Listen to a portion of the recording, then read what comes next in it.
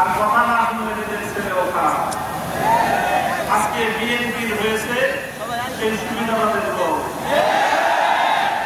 অন্তর্বর্তীকালীন সরকার প্রবর্তিত অধ্যাদেশগুলোর মধ্যে যেগুলো ক্ষমতাকে বৃদ্ধি করে সরকারের এবং সরকারের আরো নিয়ন্ত্রণ প্রতিষ্ঠা করতে সহায়তা করে, সেই সকল অধ্যাদেশগুলো বিএনপির খুব পছন্দ। আর যে সকল অধ্যাদেশগুলো, যে সকল প্রস্তাবনাগুলো জাতির কাছে জবাবদিহিতায় বাধ্য করে, সেগুলো তাদের কাছে খুব অপছন্দ। তাই আমরা মনে করি বিএনপি আর যে রাজনীতি করছে সুবিধাবাদের রাজনীতি।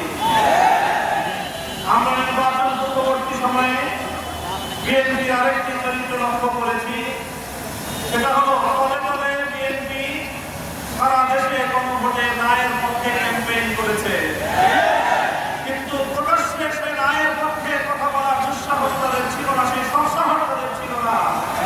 এই জন্য লক্ষ জনতার সামনে বিএনপি প্রধান জনাব তারেক রহমান সাহেব গণভোটে ন্যায়ের পক্ষে তিনি ক্যাম্পেইন করতে বাধ্য হয়েছেন।